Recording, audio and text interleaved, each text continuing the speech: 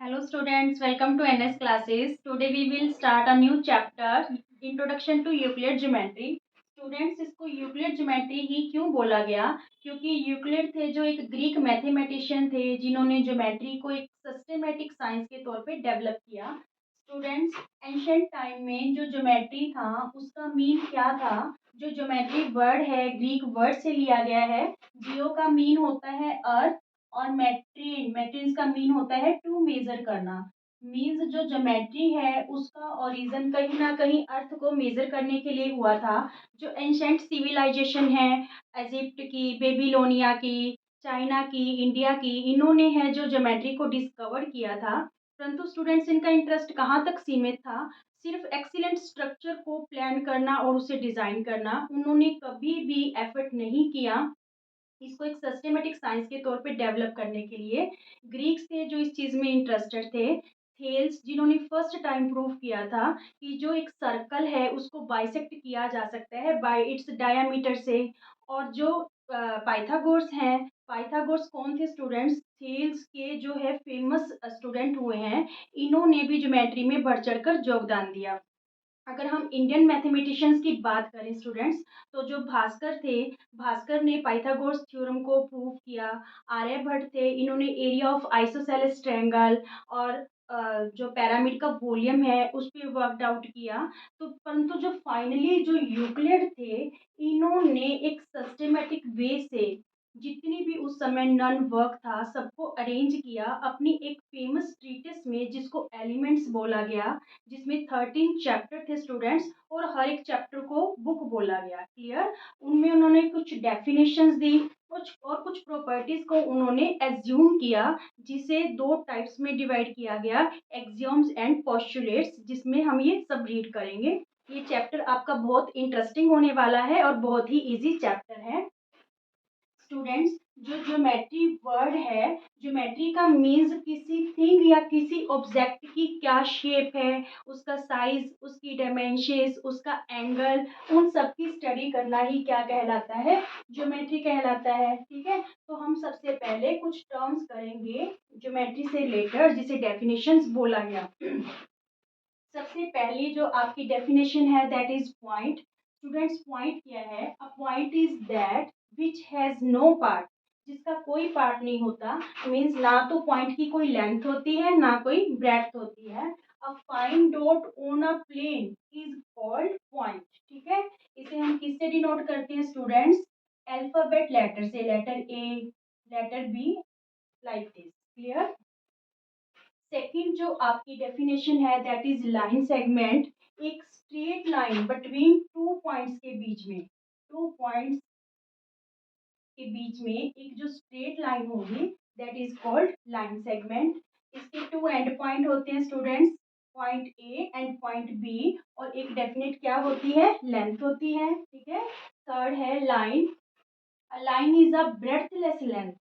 ब्रेडथलेस length means line की कोई breadth नहीं होती, लेंथ होती है पर इसका कोई एंड पॉइंट नहीं होता, ना ही इसकी कोई डेफिनिट लेंथ होती है। लाइन को हम दोनों तरफ एरो लगा के शो करेंगे students. A and b means ये दोनों ही तरफ इनडेफिनेटली एक्सटेंड की जा सकती है। क्लियर? आगे है रे, a line segment which extended in one direction only, जो सिर्फ एक ही डायरेक्शन में एक्सटेंड की जा सकती है, दैट इज कॉल्ड रे। ठीक है, इसका वन एंड पॉइंट होता है that is called initial point. तो पॉइंट ए क्या हो गया? इनिशियल पॉइंट, और यहाँ से इसको कहीं तक भी हम एक्सटेंड कर सकते हैं, दिस इज कॉल्ड रे। तो रे को स्टूडेंट्स हम कैसे शो करते हैं? एक साइड एरो लगा के। क्लियर? नेक्स्ट है कोलिनियर पॉइंट्स। थ्री और मोर जो पॉइंट्स हैं are said to be collinear if they lie on the same line. अगर वो सेम लाइन पे लाई करेंगे तो that are called collinear points. A b c d are collinear points. Clear? आगे है intersecting lines. Two lines which intersect at a common point, जो common point पे intersect करेंगी आर कॉल्ड इंटरसेक्टिंग लाइंस। ए और B, line A B और line C D intersect at point O, तो these are called intersecting lines. आगे है concurrent lines. Concurrent lines क्या होती हैं स्टूडेंट्स? जब 3 और मोर लाइंस हैं इंटरसेक्ट करेंगी एट कॉमन पॉइंट पे, then these are called concurrent lines. Clear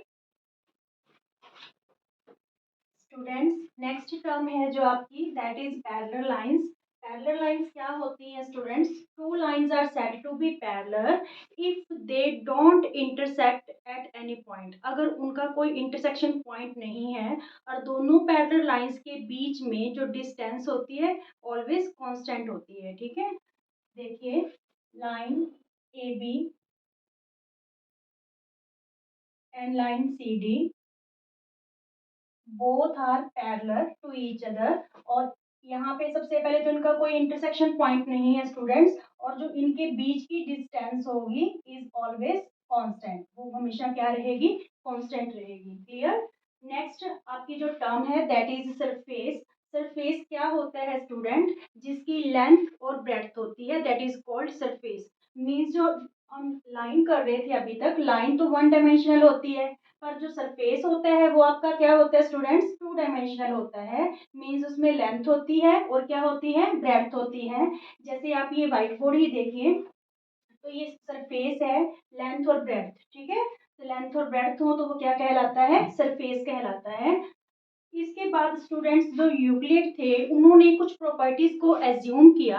उन प्रॉपर्टीज को प्रूव करने की कोई जरूरत नहीं थी क्योंकि वो ऑलरेडी जो यूनिवर्सल ट्रूथ थी, ठीक है, ऑब्वियस यूनिवर्सल ट्रूथ थी। फॉर एग्जांपल 2 and 2 makes 4, ठीक है, 2 और 2 4 होते हैं। The sun rises in the east, the sun sets in the west, तो ये सब हैं जो यूनिवर्सल ट्रूथ हैं। तो उन्होंने कुछ अजम्पशंस को एज्यूम किया जिनको उन्होंने टू टाइप्स में डिवाइड किया, एक्सियोम्स और पोस्टुलेट्स। ठीक है, बोथ आर असम्पशन, पर दोनों में क्या डिफरेंस है स्टूडेंट्स? जो एक्सियोम्स हैं वो थ्रू आउट मैथमेटिक्स, पूरे मैथ में आपके लागू होते हैं, चाहे वो जियोमेट्री हो, अलजेब्रा हो, ठीक है, ट्रिग्नोमेट्री हो, कोई भी एप्लीकेशन हो, हर जगह जो है एक्सियोम्स हैं आपके एप्लीकेबल होंगे। बट जो पोस्टुलेट्स हैं वो कहाँ तक लिमिटेड हैं? सिर्फ ज्योमेट्री तक। ठीक है, जो पोस्टुलेट्स है आपके सिर्फ ज्योमेट्री पे एप्लीकेबल होंगे। क्लियर यहाँ तक?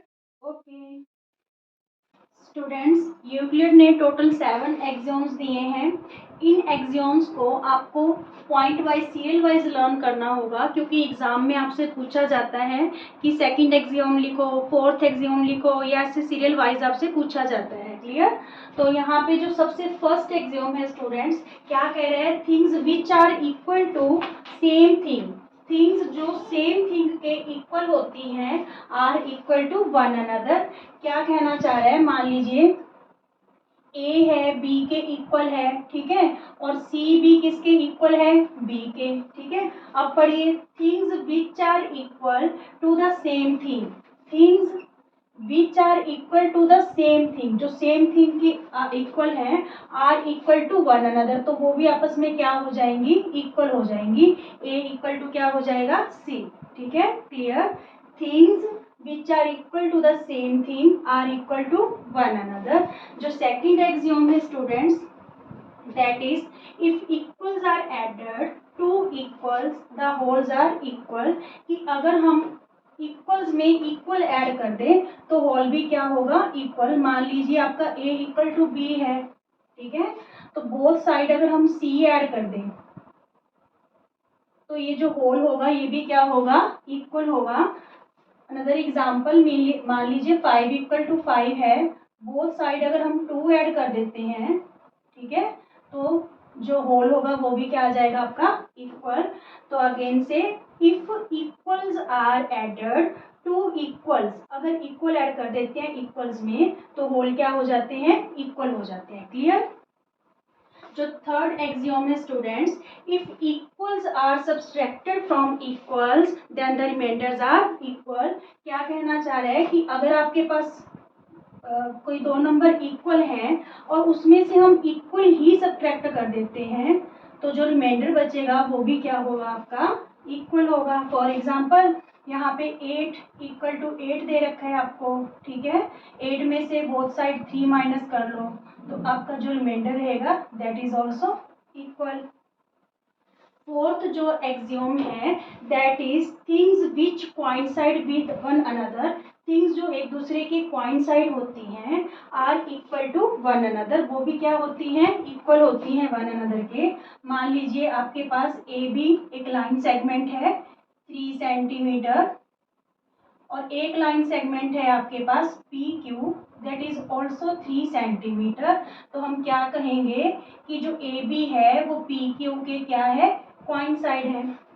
मीन्स जब आप पी क्यू को ए बी पे प्लेस करोगे तो जो पी पॉइंट है वो ए पे फॉल होगा और जो क्यू पॉइंट है वो कहाँ फॉल होगा स्टूडेंट्स, बी पे। Is it clear? ठीक है, तो the things which are coincide, जो कोइंसाइड होती हैं एक दूसरे के, are equal to one another. Fifth axiom है students, the whole is greater than the part. जो होल होता है वो किसी भी एक पार्ट से क्या होता है, ग्रेटर होता है। फॉर एग्जाम्पल मान लीजिए x equal to y plus z. Clear?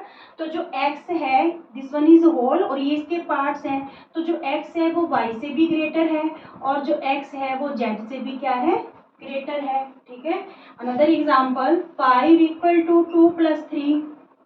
Clear? तो 5 है जो आपका 2 से भी ग्रेटर है और 5 है जो वो आपका 3 से भी ग्रेटर है ना। तो the whole is greater than the part. Clear? Now sixth axiom, things which are double of the same thing. Things जो सेम थिंग के डबल होती हैं are equal to one another, वो एक दूसरे के क्या होती हैं, इक्वल होती हैं। मान लीजिए आपके पास A B line segment 2 centimetre है, ठीक है, और जो सी डी लाइन सेगमेंट है दैट इज 4 सेंटीमीटर और E F line segment is also 4 centimetre. तो both C D and E F दोनों ही डबल है सेम थिंग से, ए बी से। तो इट्स मीन्स सी डी और ई एफ आपस में क्या होंगे, इक्वल होंगे। सी डी और ई एफ आपस में क्या होंगे students, equal. Things which are double, things C D and E F which are double of the same thing are equal to one another. Is it clear? Last आपका axiom है, things which are the halves of the same thing. Things जो same thing की half होती हैं are equal to one another. Again से मान लीजिए आपके पास A B line segment 5 centimetre है और जो सी डी लाइन सेगमेंट है that is 2.5 centimeter and EF is also 2.5 centimeter. तो both line segments are half of AB. दोनों की दोनों है जो वो हाफ है ए बी से, इट्स मीन्स दोनों क्या होगी, इक्वल होगी। ठीक है, things which are halves of the same thing are equal to one another. Is it clear? Total 7 axioms है स्टूडेंट्स, ये आपको सीरियल वाइज ही लर्न करने हैं क्योंकि एग्जाम में आपसे थर्ड एक्सियोम क्या है, फोर्थ क्या है, फिफ्थ क्या है, इस टाइप से पूछे जाते हैं। क्लियर?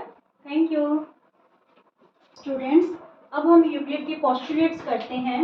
यूक्लिड के पोस्टुलेट्स टोटल स्टूडेंट्स आपके पास 5 पोस्टुलेट्स हैं, 1 postulate, second, third, fourth and fifth. ठीक है, क्या है यूक्लिड के पोस्टुलेट्स? मैंने आपको बोला था कि जो ये पोस्टुलेट्स हैं ओनली ज्योमेट्री तक ही लिमिटेड हैं, ज्योमेट्री पे आपके जो है एप्लीकेबल होंगे। फर्स्ट जो पोस्टुलेट है स्टूडेंट्स, क्या कह रहा है कि अ straight line may be drawn from one point two any another point, कि जो एक स्ट्रेट लाइन है एक पॉइंट से दूसरे पॉइंट तक, ठीक है, from one point two another point तक ओनली एक ही स्ट्रेट लाइन है जो हम ड्रॉ कर सकते हैं। ठीक है, मान लीजिए आपके पास 2 पॉइंट्स हैं, point A and point B, then we are draw only one line, ठीक है, between both points. Clear? Second postulate क्या कहते हैं स्टूडेंट्स कि a terminated line can be produced indefinitely. जो टर्मिनेटेड लाइन है, टर्मिनेटेड लाइन को आजकल बच्चों लाइन सेगमेंट बोला जाता है, इसको हम इनडेफिनेटली प्रोड्यूस कर सकते हैं बोथ साइड से। मान लीजिए ये आपकी लाइन है तो हम इसको दोनों ही साइड से कहीं तक भी एक्सटेंड कर सकते हैं। Is it clear? that is called terminated line. A terminated line can be produced indefinitely. Clear? Third आपका जो postulate है student, that is a circle can be drawn with any center and any radius. जो circle है कोई भी centre ले लो और कितना भी आप रेडियस ले लो, ठीक है, कितना भी रेडियस ले लो, थोड़ा ले लो, बड़ा ले लो, तो उसी हिसाब से आपका जो सर्कल है वो ड्रॉ हो जाएगा. क्लियर? कि जो सर्कल है एनी रेडियस या फिर एनी सेंटर से आप सर्कल को क्या कर सकते हो, ड्रॉ कर सकते हो. और जो फोर्थ पोस्टुलेट है students, that is all right angles are equal to one another. जो सारे राइट एंगल्स होते हैं वो क्या होते हैं, एक दूसरे के इक्वल होते हैं. मान लीजिए angle A O B right angle, ठीक है, और M N O is also right angle, ठीक है. तो both are equal. Both are equal means angle A O B equal है angle M N O B. All right angles are equal. Fifth postulate students देखने में बड़ा लग रहा है पर इजी है. समझो क्या कह रहा है कि if a straight line falls on two straight lines. मान लीजिए कि अगर एक स्ट्रेट लाइन दो लाइंस पे फॉल करती है, दो स्ट्रेट लाइन पे, देखिए मान लीजिए आपके पास ये दो स्ट्रेट लाइन है, ठीक है, तो एक जो लाइन है इसके ऊपर फॉल कर रही है. क्लियर? देखिए दोबारा से, if a straight line falls on two straight lines, two straight line पे फॉल कर रही है, makes the interior angles on the same side, interior angle बना रही है on the same side of it, इसकी सेम साइड इंटीरियर एंगल बना रही है, taken together less than two right angles. अगर उन दोनों को इकट्ठा लेंगे टेकन टुगेदर, तो वो लेस होंगे किससे, टू राइट एंगल से. टू राइट एंगल्स का मतलब स्टूडेंट्स 180, ठीक है. दो राइट एंगल के जो सम से है लेस होंगे then the two straight lines. फिर क्या होगा, ये दोनों जो स्ट्रेट लाइंस हैं अगर अब हम इनको दूर तक प्रोड्यूस करेंगे तो ये कहीं ना कहीं किसी पॉइंट पे क्या कर जाएंगी, इंटरसेक्ट कर जाएंगी. Meet on that side on which the sum of angles is less than right angles. एक बार फिर देखते हैं. देखिए मान लीजिए जो लाइन ए बी है, ठीक है, और line C D, both are straight line. Clear? और पी क्यू जो लाइन है यहाँ, ये दोनों स्ट्रेट लाइन पे फॉल हो रही है, ठीक है. तो दोनों साइड जो जब ये फॉल होती है तो जो इंटीरियर एंगल बनते हैं same side on the transversal line के, अगर इनका सम 180 डिग्री से कम है, आपके एनसीईआरटी बुक में वहां पे क्या लिखा हुआ है, less than two right angles. अगर इन दोनों का सम टू राइट एंगल्स के सम से लेस है तो ये जब लाइन हम आगे तक इनको प्रोड्यूस करेंगे तो ये कहीं ना कहीं किसी पॉइंट पे क्या कर जाएंगी, इंटरसेक्ट कर जाएंगी. Is it clear?